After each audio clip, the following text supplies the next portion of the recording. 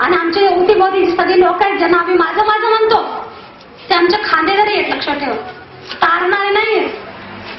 तारणारा फक्त एक ज्ञान असतं. काल पण मी सांगितलं, सांगणारही राहणार नाही, ऐकणारही राहणार नाही, वाचणारही राहणार नाही, पण ज्ञान लक्षात ठेवा, ज्ञान राहणार नाही. ज्ञान हा गुरु असतो, शरीर गुरु कधी नसतो. तुम्ही नसणार, मीही नसणार, पण ज्ञानेश्वरी असणार.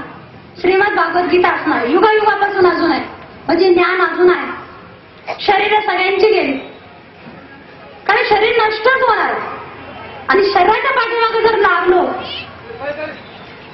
तर आमचा उद्धार कधीच होणार. म्हणून सांगितलं, भक्तीमध्ये जो आनंद आहे तो संसारात नाही. भक्ती म्हणजे समर्पण. जे काही परमेश्वराला अर्पण केल्यानंतर स्थूल लोकात जे काही आम्ही संसार भोगतोय, कारण स्थूल लोकात शरीर येतं आणि शरीराला रोग येणारच. तुम्ही किती जर शरीरातून वाचायचा प्रयत्न केला तर शरीराला तुम्हाला रोग असणार. कोणता नाही रोग तुम्हाला ग्रसणार. कारण भगवंताने सांगितलं, तुला आर्थिक, मानसिक आणि शारीरिक त्रास मी देणार. का? तर तुझी शरणागती त्यावेळेस अंतःकरणापासून होईल. जर माणसाकडे सर्व सुख आहे, तरुण मुलं आहे, त्यांचं स्थूल पण सुंदर आहे. का? अन्न पचवायची त्यांच्यामध्ये ताकद आहे.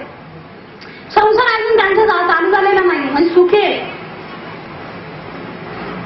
कारण शरीर ते अजून मस्त चांगले संसार बघण्यासाठी तेजोमय दृष्टी त्यांची तेजोमय, ते सुखी आहे. पण जसं जसं जसं वय वाढायला सुरुवात होतं तसं जसं शरीराला वेदना सुरू होतात आणि शरीर रोगाचं भांडार आहे. शरीरात कोणत्या नाही कोणत्या प्रकारच्या व्याध्या असणारच, व्याधातून सुटकाच होणार नाही. शारीरिक त्रास झाला, शारीरिक त्रासातून सुटका घेतली, मानसिक त्रास वाढेल. मानसिक त्रासातून सुटका घेतली तर डोळ्याची रोशनीच नाही, आता डोळ्याने दिसणारच. भगवान सांगितले, शारीरिक, आर्थिक, मानसिक हे तुला तिन्ही त्रासातून निभवावं लागेल.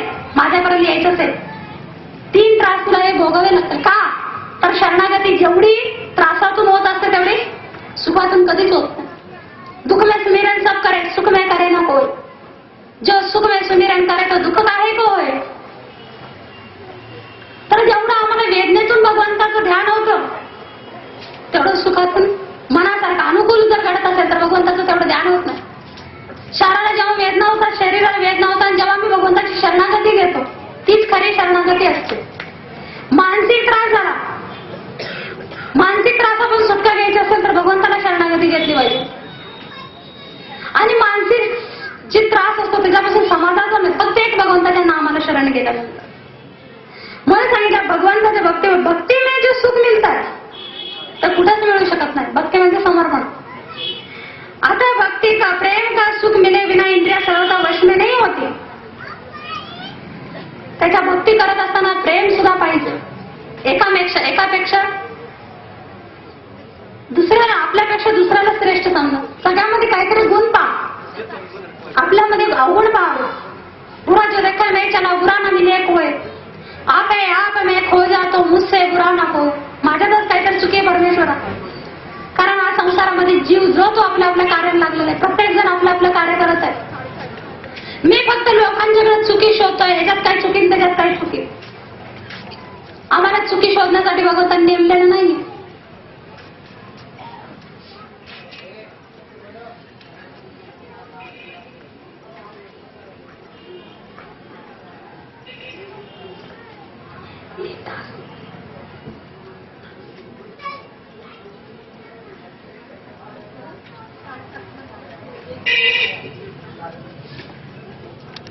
इंद्रिय सर्वता वश में नहीं होते.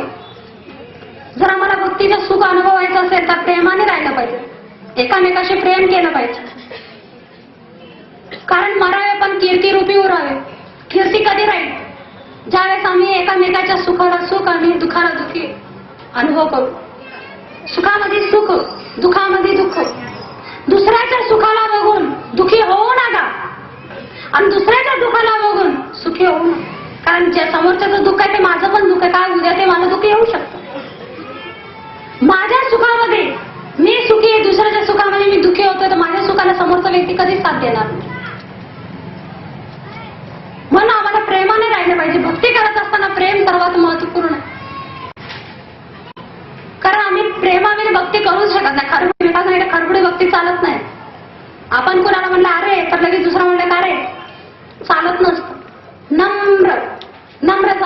सगळ्यांनी कोंडिल्यानंतर प्रेमाने राहिलं पाहिजे सगळ्यांशी, कारण सगळ्यामध्ये तो ओम परब्रह्म परमेश्वर एकच आहे. आणि शरीराची सगळी क्रिया होती या हृदयात असलेल्या परमेश्वरामुळे होत असते. काय आहे? पंढरी आत्मा हा विठ्ठल, हा सर्वस्व करता आत्मा आहे. काहीच आपण आपल्या हाताने करू शकत नाही आणि आपल्या हातामध्ये काही नाही. कारण जे डोळ्याने मी आता रूप पाहते थोड्या वेळाने ते मी पाहू शकत नाही. का? तर भगवंताची लीला आगाध आहे. डोळ्याची रोशनी कधी निघून जाईल कळणार नाही. शरीराचा मला अहंकार असेल तर शरीरातला जीव कधी निघून जाईल मला कळणार नाही. म्हणून शरणागती भगवंताची असू द्यावी, कारण शेवटचं क्षण मला गोड करायचं. मग सांगितलं मरावे पण कीर्ती रूपी उरावे. कीर्ती कधी उरते? ज्यावेळेस मी लोकांच्या दुःखामध्ये सामील होते, लोकांच्या सुखामध्ये सामील होते, त्यावेळेस कीर्ती होत. प्रेमाने राहिलं पाहिजे. सगळ्यांशी 2 शब्द बोला पण प्रेमाने बोला. पाठीमागं राहू दे. खरंच बाई खूप सुंदर होत्या बरं, खूप छान बोलत होत्या. तर तरी भाषा नको, मन दुखावली जातात. काच फुटल्यानंतर काच जोडता येत नाही, त्याचप्रमाणे मन तुटल्यानंतर मन जोडता येत नाही, कारण शब्दाने मन तुटली जातात. जे बोलायचं ते आत बोला. तुमच्या आतमध्ये तो परब्रह्म परमेश्वर बसलेला आहे, समोरच्या व्यक्तीमध्ये पण तोच आहे. आम्ही शरीर बघून त्याचं मन दुखवायचं असं लक्षात ठेवा. आम्ही भगवंताचंच मन दुखवत असतो. आपलं मन दुखवू द्या, आपल्या 10 वेळेस ते एकत्र जाईल तर चालेल, आपला अहंकार नष्ट होईल. पण दुसऱ्याचं मन दुखवण्याचा अधिकार आम्हाला भगवंताने दिलेला नाही. उद्धार करायचा आपला करायचंय. म्हणून सांगितलेलं भक्तीमध्ये प्रेमामुळे भक्ती पाहिजे. नुसते अशी भक्ती करायची, नुसतं समर्पण जे काही केलं भगवंता तूच केलं तूच केलं तूच केलं, हे काय नुसतं तूच केलं कुणाला म्हणता? समोरच्या व्यक्तीने थोडंसं आमचं काहीतरी काम केलं तर खरंच आहो तुम्ही आला नसता एवढं झालंच नसतं. प्रेमाने बोला, कारण समोरच्यामध्ये भगवंत आहे. म्हणून सांगितलं दुसरी बात कर्मयोग में तो अत्यंत वैराग्य होने पर इंद्रिया वश में होती है, पर भक्ति में भगवान के परायण होने से थोड़े वैराग्य से भी इंद्रिया सुगमता से वश में हो जाती है. कर्मयोगामध्ये स्वतः वैराग्य घ्यायचा प्रयत्न केला तर वैराग्य आम्ही घेऊच शकत नाही. कारण मी येऊन पहिले जे आम्ही भक्ती करत होते अहंकार रूपे भक्ती होती. स्वतःहून निर्गुणाची प्राप्ती कधीच करू शकत नाही. लक्षात ठेवा.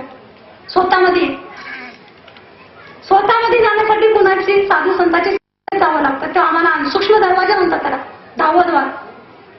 जशी आता 10वीची परीक्षा आहे आणि 10वीच्या परीक्षामध्ये मुलांना फार झोप येते, कारण अभ्यास माया असते त्यांच्या होती होती. 10वी समजलं का? 10वी झाली तर पुढचा मार्ग सुलभ आहे. 10वी नाही झाली तर पुढचा मार्ग होत नाही. 10वी नाही झाली तर माझंच कुठेतरी टेम्पररी सर्व्हिस, कुठेतरी काहीतरी टेम्पररी. 10वी झाली तर सुखी, 10वी नाही झालं तर दुखीच दुखी. आणि 10वी करत असताना मायासारखी आडवी येत असते झोप रूपात. 10वी म्हणजे काय? मुलांची 10वी संसारी आणि आमची 10वी द्वार गुरु. लक्षात ठेवा. ज्ञान. तर आम्ही हे ज्ञान ऐकत असतो तर आम्हाला काही काही शब्द पटत नसतात, पण माझे बोल नाही जे श्रीमद भागवत गीता सांगितलं तुमचे पुढे मांडले, जे काही त्यात सांगितलं ते. तर 10व्या द्वारात, तसं 10वी झाल्याशिवाय पुढचा मार्ग सुलभ नाहीये, तसं दशम द्वारात गेल्याशिवाय मनुष्याची सुटका नाहीये. दशम द्वार ज्ञान, सतत ज्ञानात राहणे, भगवंताच्या नामात राहणे. कारण शरीराला 9 द्वार आहे, शरीराची 9 द्वार इथंच नष्ट होतात रोजच्या रोज. आणि 9 द्वार स्मशानभूमीमध्ये. 10वं द्वार काय? 10वं द्वार अक्षर नाम, जे तुमचं नाम आहे ते 10वं द्वार आहे.